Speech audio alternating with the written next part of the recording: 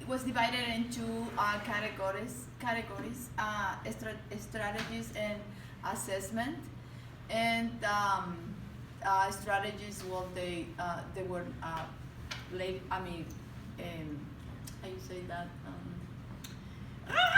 Tools for teaching. Tools for different strategies while you teach comprehension, and assessments. There are different assessments, either DRA, QRC, IRI, and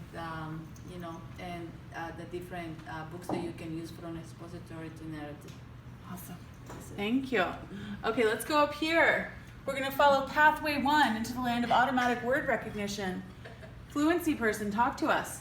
Okay, so the biggest thing, first thing that jumped out to me was the prosody and looking for attending to punctuation, expressiveness, and doing that by reading, like, so it's not stressful reading to a younger buddy, paired reading or echo reading to model what the teacher's doing, a reader's theater, and then the assessment, assessing that in the QRI 6, words per minute, their rate, also looking at their sight words that they know. Okay. Thank you.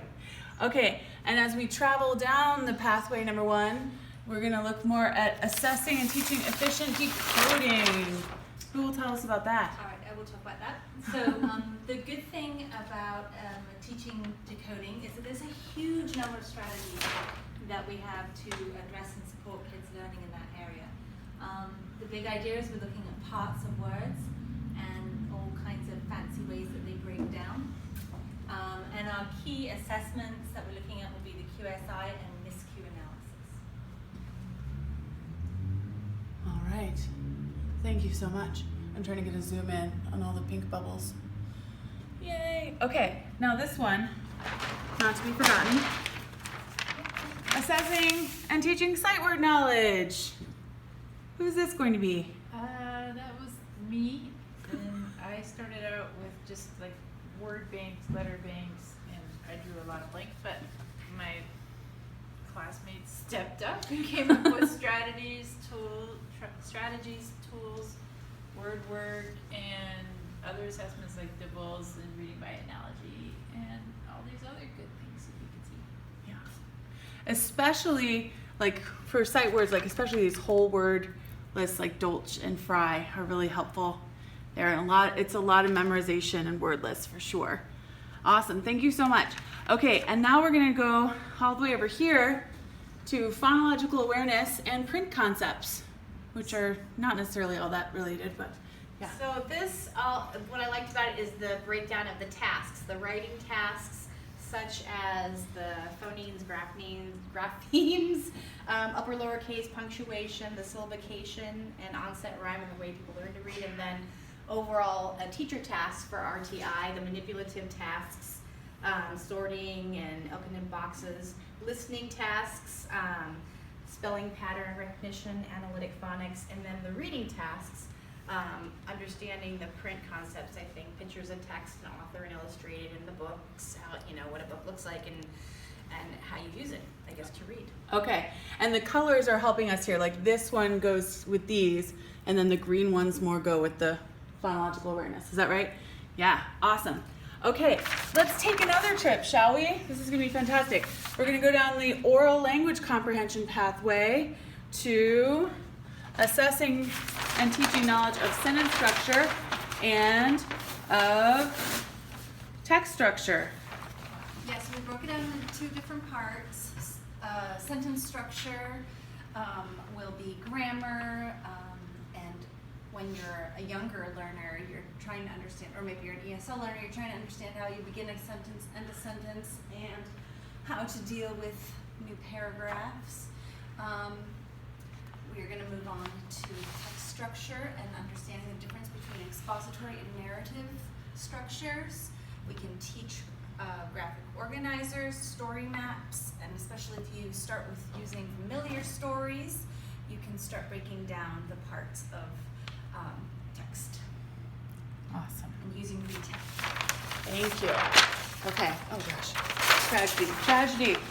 Okay, now assessing and teaching background knowledge and vocabulary knowledge.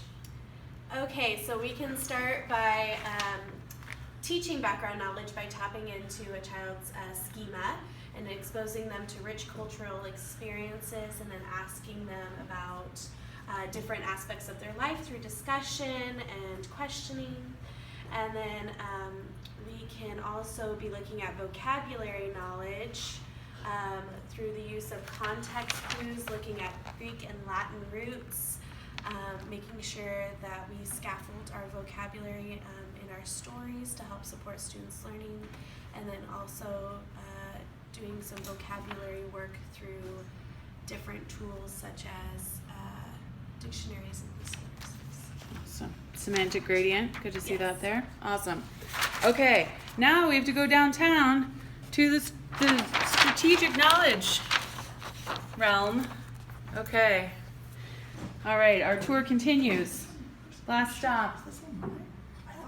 I just took yours. Oh my gosh! Who knew this would be comedy? I'm gonna freestyle this one. I haven't seen Work this one it. yet. Right, you can even beatbox if you want to.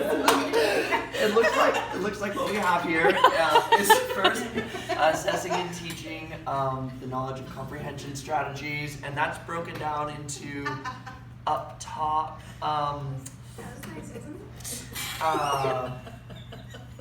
Yikes.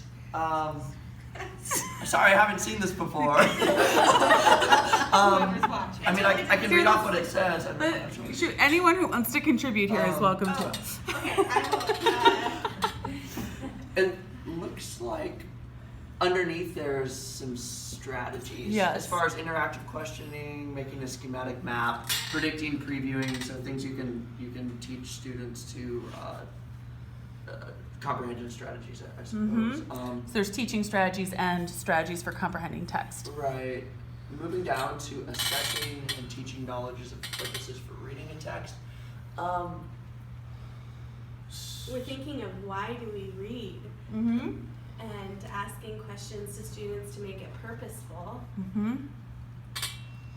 Yeah, this is a hard one. This is a hard one because you didn't really have a separate chapter. So how do we find out whether to what degree they understand that reading is for making meaning, and that you can have different purposes for reading different texts? I mean, a way to get an initial assessment on that is the reading interview. Then, like predictive questions, having students make predictions or ask questions before reading Sure. a text. And we can explicitly teach this, like, I'm going to throw this in there, I'm going to editorialize at Sure. the end, that having them learn to set a purpose for reading that matches a task or their own actual authentic goals is a really important pairing with teaching the strategy of determining importance, because what is important depends on what my purpose is. In the same text, like you could read the same book, and what's important really depends on what you're after. So that's a plug for thinking about purpose. Oh my gosh, I imagined that we'd have a class picture up in front of this whole thing. It's a little bit mangled. But look what we did, you guys. Isn't this awesome? Yeah.